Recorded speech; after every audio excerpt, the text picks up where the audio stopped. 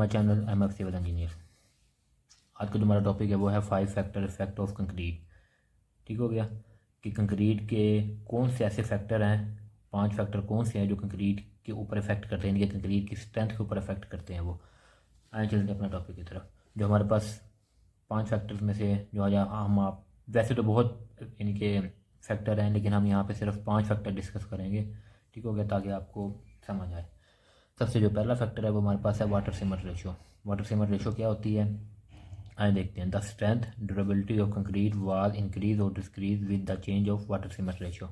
इनकी जो कंक्रीट की स्ट्रेंथ ड्यूरेबिलिटी होती है वो वाटर सीमेंट रेशो के मुताबिक इंक्रीज और डिक्रीज होती है।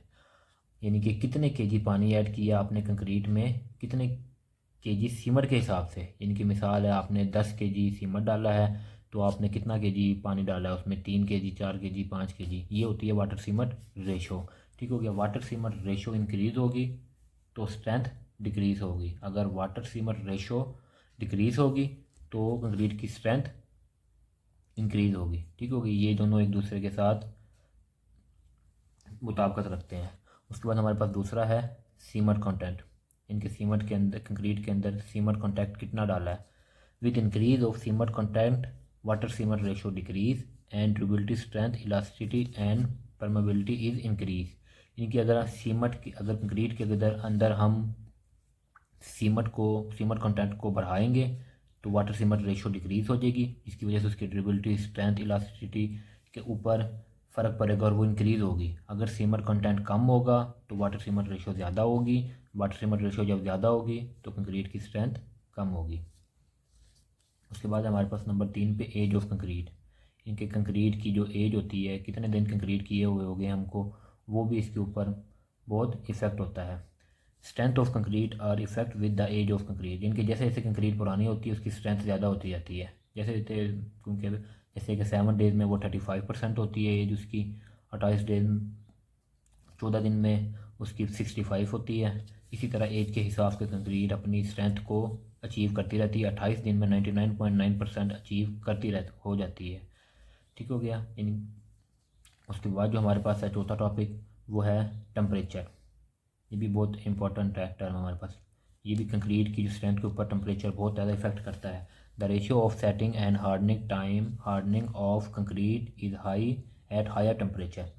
इनके अगर तो टेम्परेचर ज़्यादा होगा तो जो कंक्रीट के अंदर जो सेटिंग एंड हार्डनिंग टाइम होता है वो जल्द होगा। जैसे कि गर्मियों के मौसम में टेम्परेचर ज़्यादा हो तो कंक्रीट जल्द खुश्क हो जाती है। ठीक होता है। सो मॉइस्चर कॉन्टैक्ट जल्द रिलीज होता है, जिसकी वजह से कंक्रीट जल्द खुश्क होती है। जबकि ठंडे मौसम में आपको पता है कि ठंडे मौसम में टेम्परेचर कम होता है तो कंक्रीट को सेटिंग टाइम बहुत स्लो होता है, जिसकी वजह से वो हार्डनिंग टाइम, उसका सेटिंग टाइम बहुत कम होता है। टेम्परेचर ज़्यादा भी नहीं होना चाहिए। अगर ज़्यादा टेम्परेचर होगा, मसलन 40 के करीब टेम्परेचर होगा, तो जिसकी वजह से कंक्रीट के अंदर जो मॉइस्चर कॉन्टैक्ट होता है उसको रिलीज़ नहीं होगा। जो उसका इनिशियल सेटिंग टाइम होता है वो होगा ही नहीं, जिसकी वजह से कंक्रीट की स्ट्रेंथ में भी कमी आती है। इसलिए हमें कोशिश करनी चाहिए कि जब ज़्यादा टेम्परेचर हो तो उस वक्त हमें कंक्रीट नहीं करनी चाहिए। उसके बाद है एग्रीगेट्स। ये कंक्रीट का एक इम्पोर्टेंट आइटम है जिससे कंक्रीट बनती है। ये भी इस कंक्रीट की स्ट्रेंथ के ऊपर बहुत इफेक्ट पड़ता है। Aggregate size, shape and grading also effect of strength of concrete. Aggregate का जो साइज़ होता है, शेप होता है, ग्रेडिंग होती है, वो भी कंक्रीट की स्ट्रेंथ के ऊपर बहुत असरअंदाज होता है। यानी कि अगर हमारे पास हम एक ही साइज़ के एग्रीगेट यूज़ करेंगे या एक ही शेप के एग्रीगेट यूज़ करेंगे तो उससे ये होगा कि कंक्रीट का बॉन्ड नहीं बनेगा।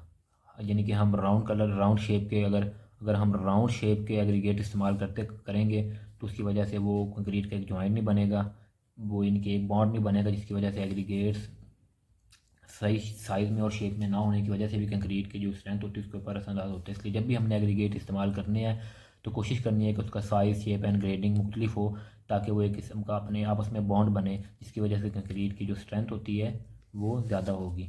ये था हमारा आज का topic, factor effects of concrete. ठीक हो गया। अगर आपको वीडियो पसंद आई हो तो चैनल को सब्सक्राइब करें, वीडियो को शेयर करें।